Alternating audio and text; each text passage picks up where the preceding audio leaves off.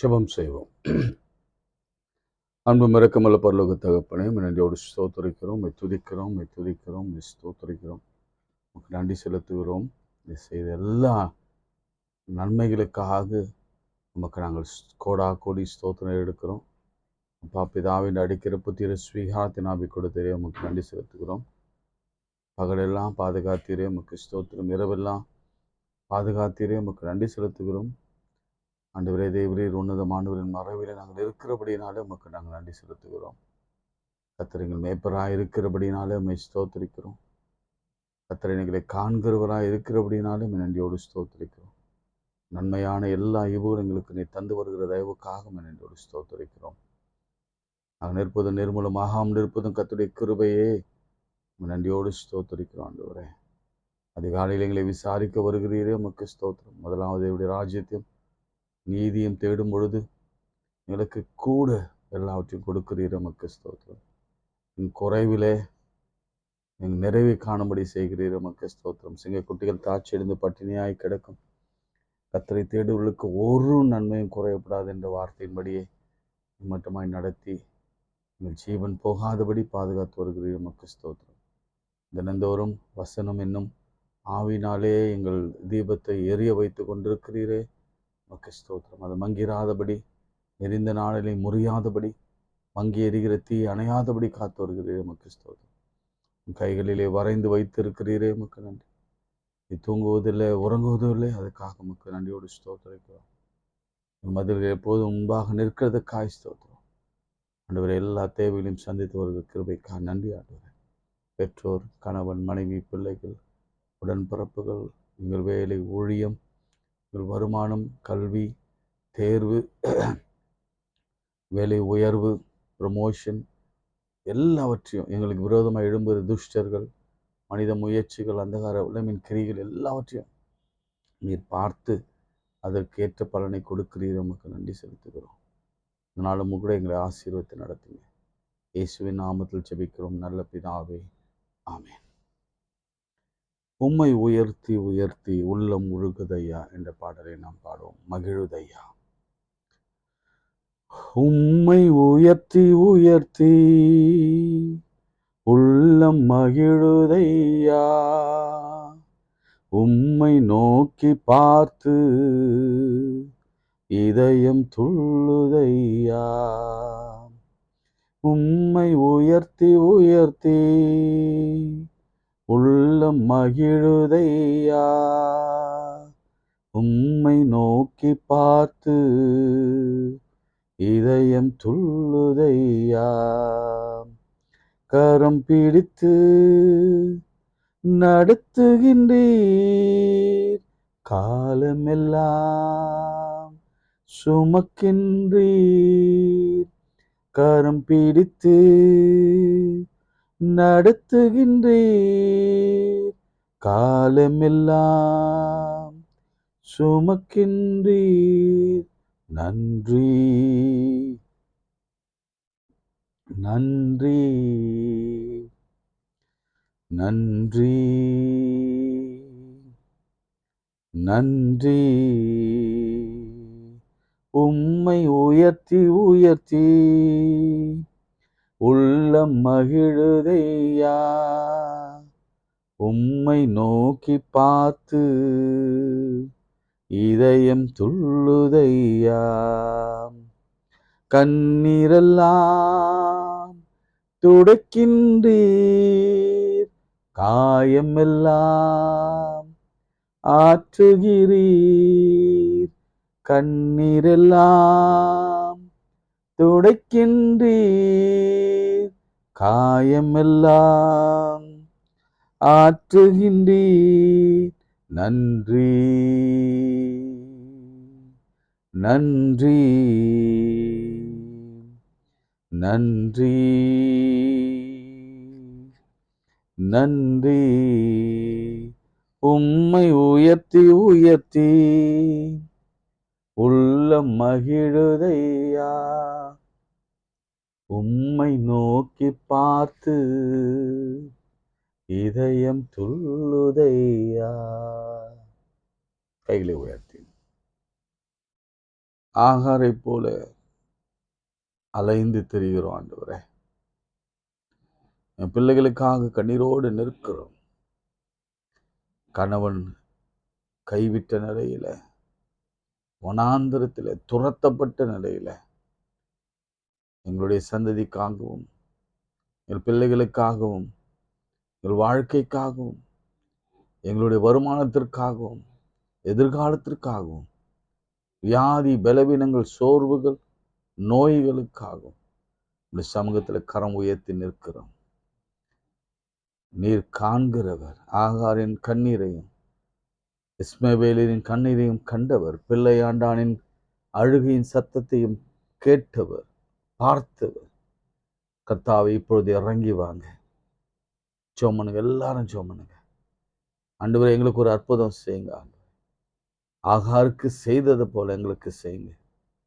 இஸ்மவேலுக்கு செய்தது போல எங்களுக்கு செய்யுங்க. நாங்கள் விட போவதில்லை. யாக்கோபை போல உங்கள் பாதத்தை நாங்கள் விட போவதில்லை. நீர் எங்களை ஆசீர்வதித்தால் ஒழிய உங்களை போக விடுவதில்லை ஆண்டவரே. இந்த காலை வேளையில் எல்லா நரம்பு சம்பந்தமான வியாதிகள் மறைகிறது. மூளை சம்பந்தமான வியாதிகள் மறைகிறது. டிப்ரெஷன் இயேசு கிறிஸ்துவின் நாமத்திலே மறைகிறது. எல்லா வறுமைகள் இயேசுவின் நாமத்திலே நீங்கி செழிப்பு உண்டாகிறது. வேதனைகள் நீங்கிறது. காய் ஸ்தோத்திரம். துக்கங்களை சந்தோஷமாய் மாற்றுகிறது. காய் ஸ்தோத்திரம்.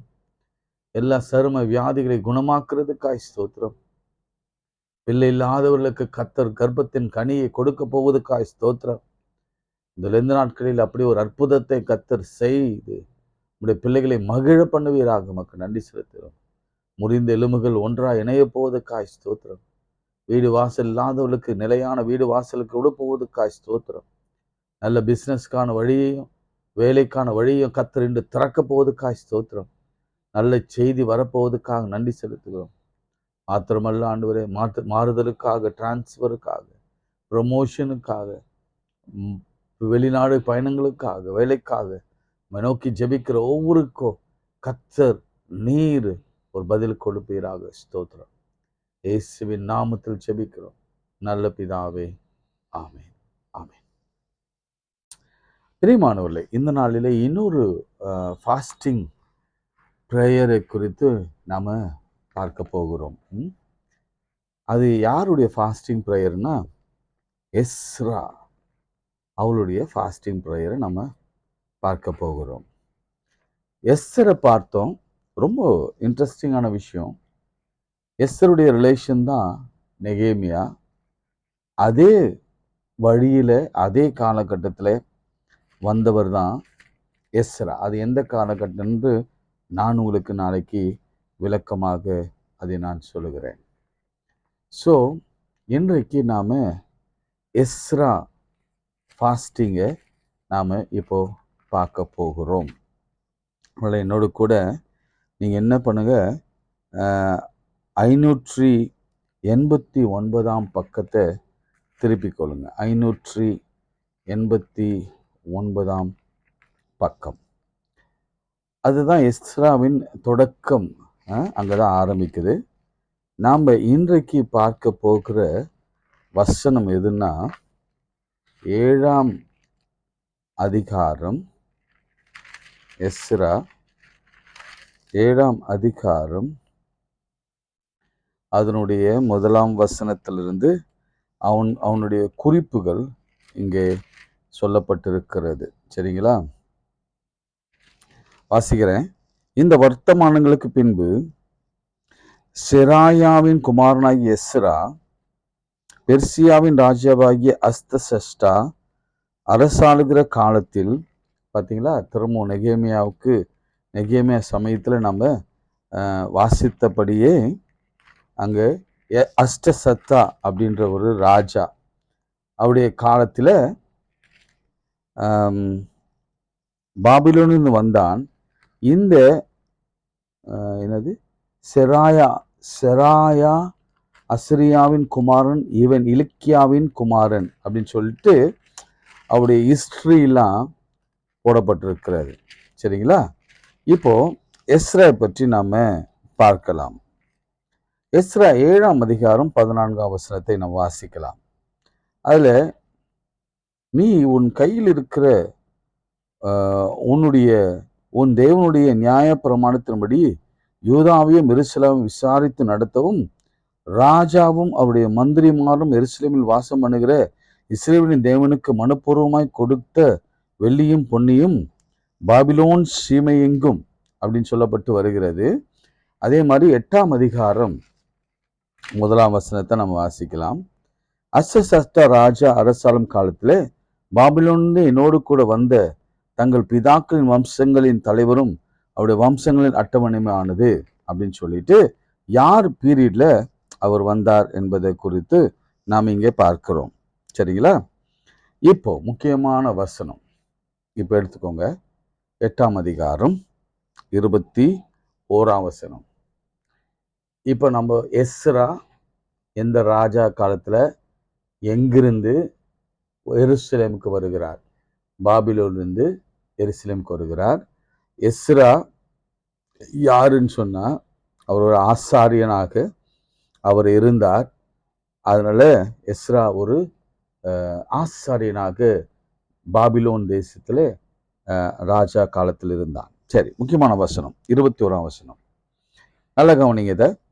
அப்பொழுது நாங்கள் எங்களுக்கு தேவனுக்கு முன்பாக எங்களை தாழ்த்துகிறதற்கும் எங்களுக்காக எங்கள் பிள்ளைகளுக்காகவும் எங்கள் சகல பொருட்களுக்காகவும் செவியான வழியை தேடுகிறதுக்காகவும் நாங்கள் அங்கே அந்த அகாவா நதி அண்டையிலே உபவாசத்தை கூறினேன்.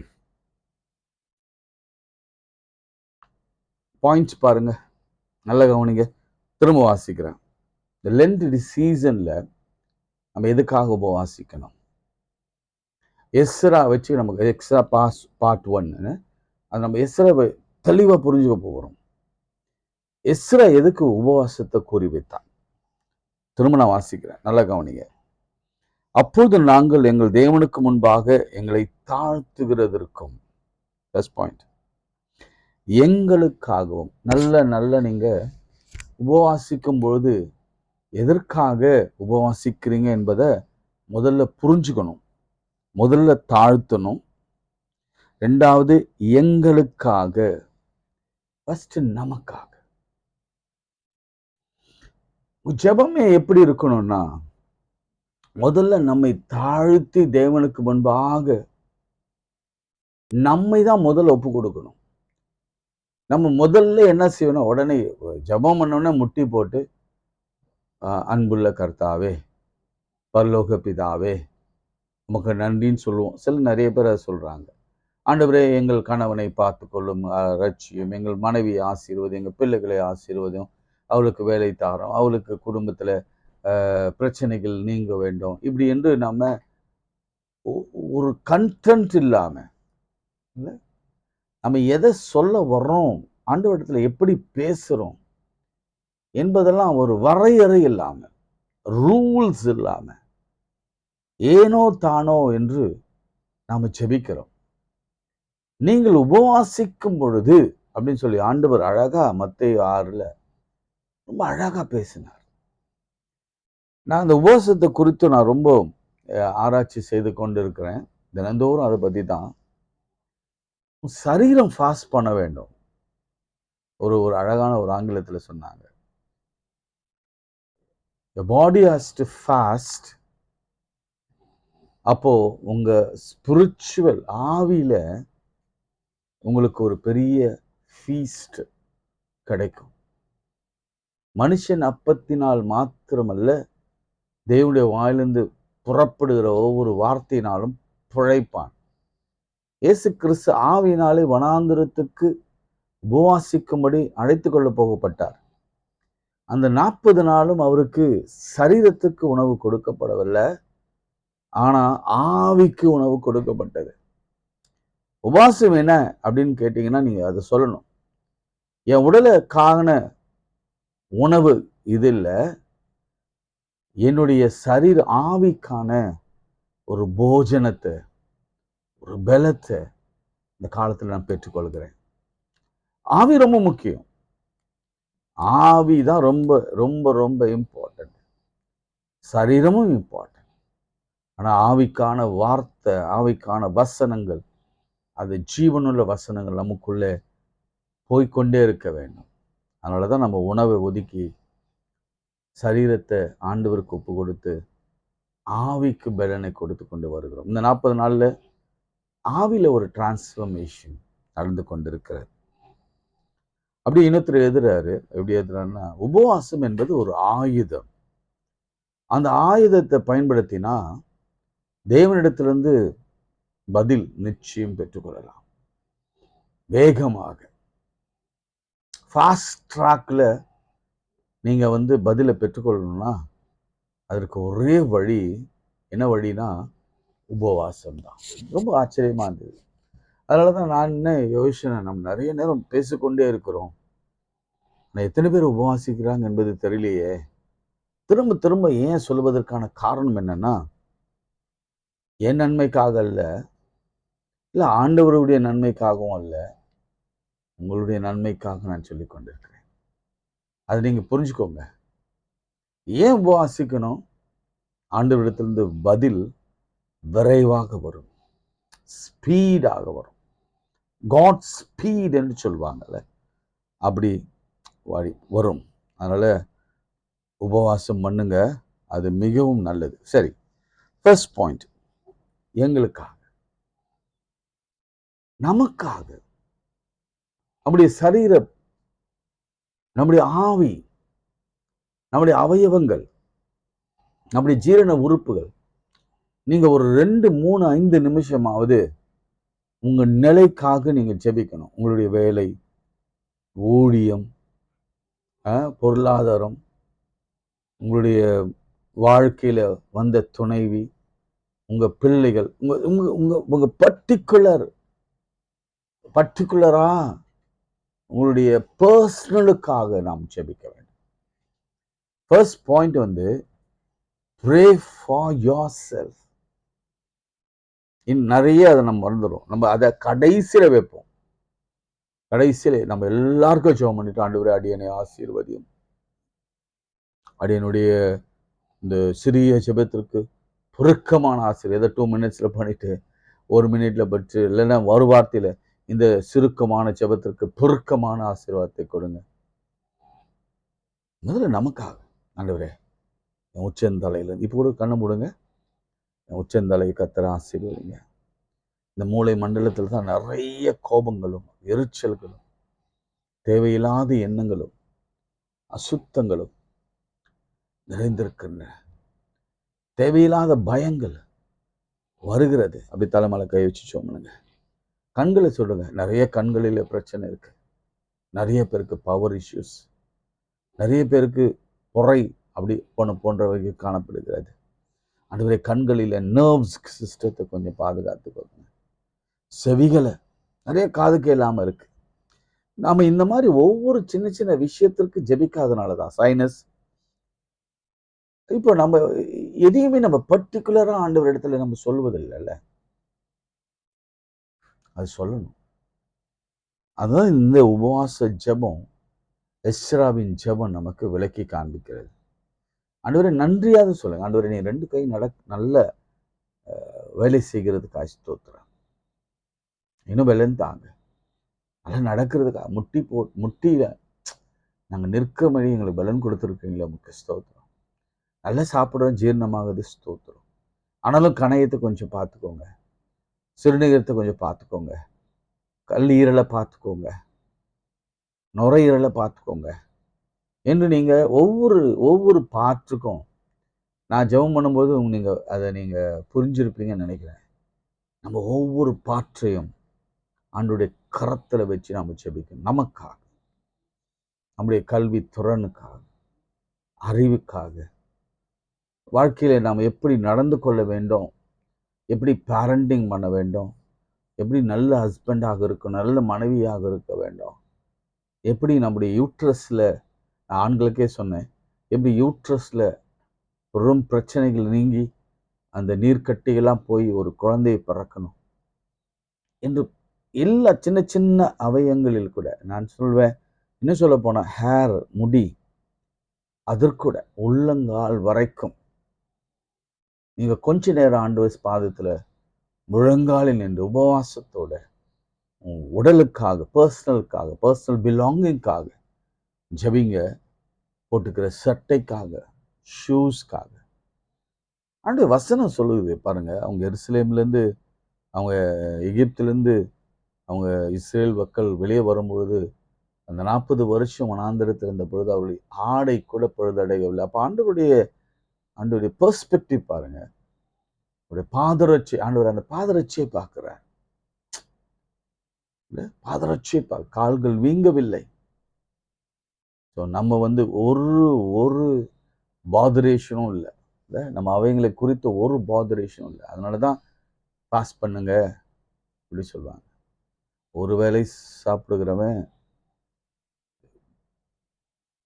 யோகி, 2 வேளை சாப்பிடுகிறவன் ஞானி, 3 வேளை சாப்பிடுகிறவன் நோயாளி அப்படின்னு ஒரு சித்தர்கள் பாடல் இருக்குதான். ஸோ நாம் எத்தனை வேளை சாப்பிட்றோம்? அட்லீஸ்ட் இந்த 40 days ஆகுது கொஞ்சம் யோகி மாதிரி, கொஞ்சம் ஞானி மாதிரி. ஏன் நம்ம நோயாளியாக மாறணும்? நல்லா கவனித்து நீங்கள் இந்த காரியத்தை செய்ய முடியும். உங்கள் அன்போடு கூட ஆவியானவர் சொல்வதனால நான் அதை கேட்கிறேன்.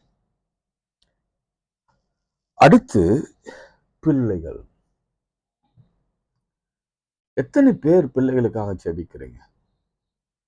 இல்ல நம்முடைய ஜெபங்கள் எல்லாம் ரொம்ப ரொம்ப சுருக்கி குறைந்து போயிருக்கிறது.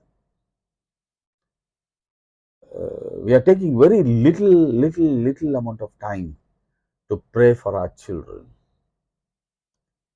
ஆண்டவர் குழந்தை கொடுத்தார், ரொம்ப தேங்க்ஸ், அவ்வளோதான், முடிஞ்சு போச்சு.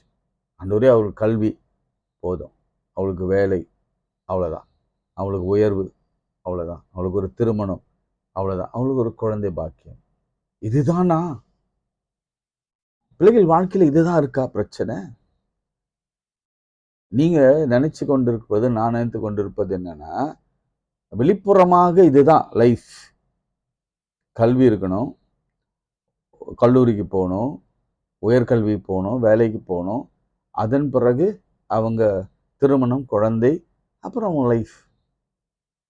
அதுக்குள்ளர அவங்க படுகிற பாடுகள், சொசைட்டியில அவங்க படுகிற வேதனைகள், கன்ஃபியூஷன், பாடுகள், இந்த மார்க் சிஸ்டத்துல முண்டி அடிச்சு பாஸ் பண்ணி மார்க்ஸ் எடுத்து நீட் போய் டாக்டர் ஆகி அப்படி ஒரு கன்ஃபியூஷன். நான் முடிக்க முடியுமா, எனக்கு வேலை கிடைக்குமா, நான் ஃபெயில் ஆயிட்டேனே, பாஸ் ஆகணும், பாஸ் ஃபெயில்.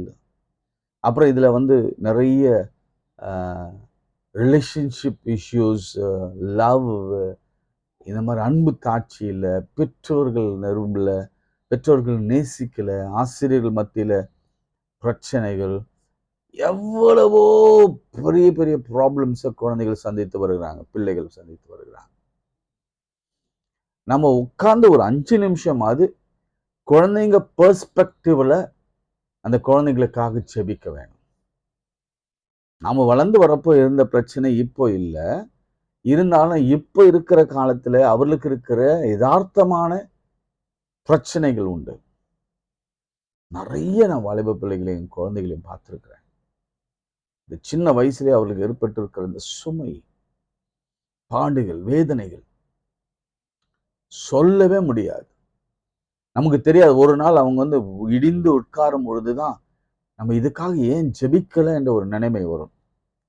ஆனா இப்பயே ஜெபிக்க ஆரம்பிங்க பிள்ளைகளுக்காக. முதல்ல கர்ப்பத்தின் கனிக்காக. இந்த பிள்ளை வளர்க்கும் போது ஆவியில, ஆத்மத்திலே, சரீரத்துல, தேவ கிருபையில, மனுஷ தேவில அதிகமாய் வளர வேண்டும் என்று ஜெபிக்க ஆரம்பிங்க. 2வது குறிப்பு பிள்ளைகளுக்காக. எங்கள் சகல பொருட்களுக்காக. இங்க கான்டெக்ஸ்ட் வேறதான், ஆனா ஆவியானவர் லிட்டரலா நம்மளோட பேசிக் கொண்டிருக்கிறார். கான்டெக்ஸ்ட் என்னன்னா, அவளுக்கு நிறைய பணம் வெகுமதி கொடுத்து அனுப்புறாங்க, பொருட்களோடு கூட போறாங்க. ஸோ அதுக்காக ஜெபம் பண்றாங்க. அது கான்டெக்ஸ்ட். பயணத்துல பாதுகாப்பு வேண்டும், ப்ரொடெக்ஷன் டூரிங் த ஜேர்னி. ஆனா நாம லிட்டரலா இப்படி எடுத்துக்கணும்னா, சகல பொருட்கள் ஆண்டவர் நமக்கு கொடுத்திருக்கிறார். ஃபார் இன்ஸ்டன்ட், கார் கார் இருக்கு. கார் இருக்கும் பொழுது நிறைய செலவு வருது. காரணம் என்னன்னா, நம்ம அதை சரியா மெயின்டைன் பண்ணல. திடீர்னு ஆக்சிடென்ட் ஆகுது. காரணம் என்னன்னா, நம்ம ப்ரேயர் பண்ணல.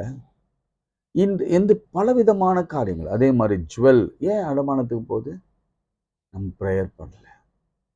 ஆண்டவர் கொடுத்த ஃபர்னிச்சர்ஸ், ஆண்டவர் கொடுத்த யூட்டிலிட்டிஸ், ஆண்டவர் கொடுத்த எல்லாமே சகல பொருட்கள், ஒரு தேங்காவது சொல்லிட்டு, ஒரு மொபைல் ஃபோன் கொடுத்துருக்காரு, ஒரு லேப்டாப், ஒரு டிவி, நம்ம வைத்திருக்கிற எல்லா பொருட்களுக்காக ஒரு தேங்க் பண்ணணும். கையில கட்டுகிற வாட்ச், எல்லாவற்றுக்காக தேங்க் பண்ணணும். அப்படி தேங்க் பண்ணும் பொழுதுதான் அவர் எவ்வளவு இரக்கமா நம்மளை அலங்கரிச்சிருக்கிறார் என்பதை நம்மளால புரிந்து கொள்ள முடிகிறது. இதெல்லாம் இல்லாம எத்தனையோ பேர் கவலையோடு இருக்கிறாங்களே என்பதை நம்மளால அறிந்து கொள்ள முடியாது. நான் இன்னும் டீட்டெயில்டா நாளைக்கு நான் பேசுகிறேன்.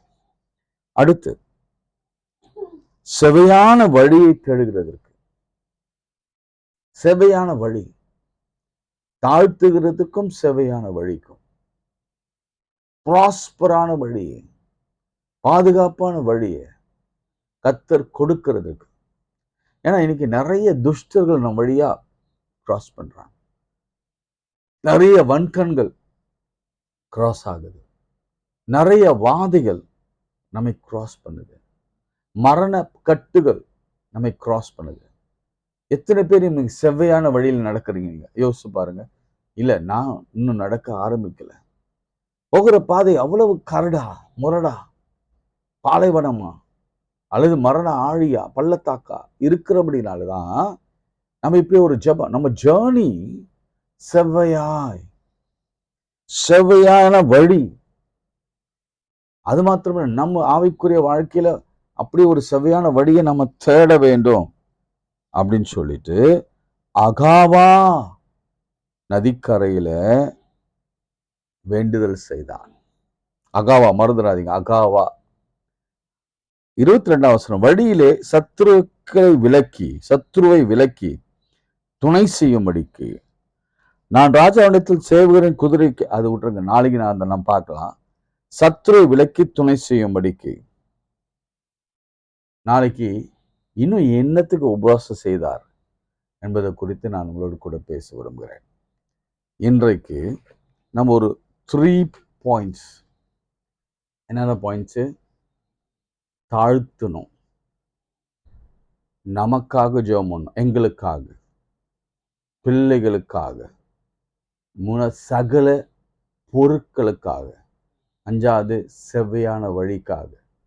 3+2. முதல்ல தாழ்த்தணும், லாஸ்ட்ல செவ்வையான வழியை தேடுவனும். இந்த 3 இடையில முக்கியமா உங்களுக்காக, எனக்காக, பிள்ளைகளுக்காக, சகல பொருட்களுக்காக நாம் உபவாசம் இருக்கணும்.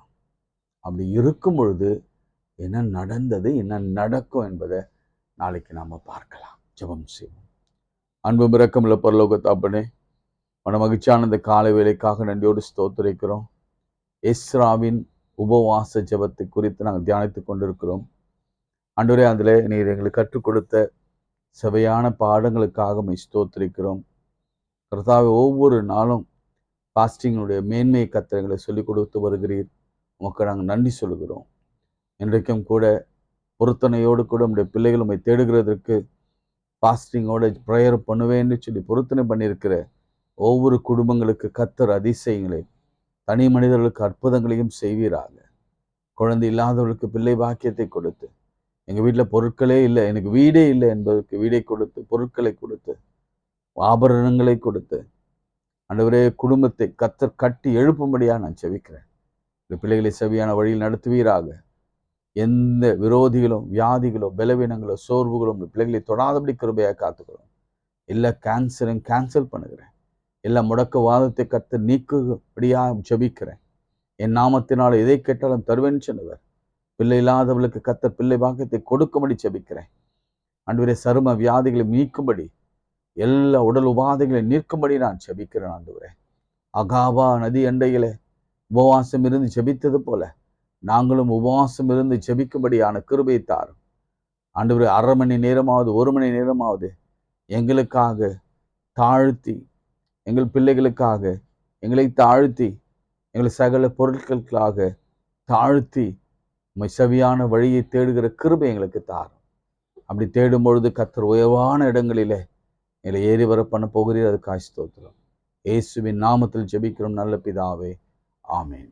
நமது ஆண்டவராகிய இயேசு கிறிஸ்துவின் கிருபை, பிதாவாகிய தேவனுடைய அன்பு, பரிசுத்தாவின் ஐக்கியம் நம் அனைவரோடும் இன்னும் இன்னும் சதாக்கள் நிலைத்திருப்பதாக. ஆமேன். God bless you.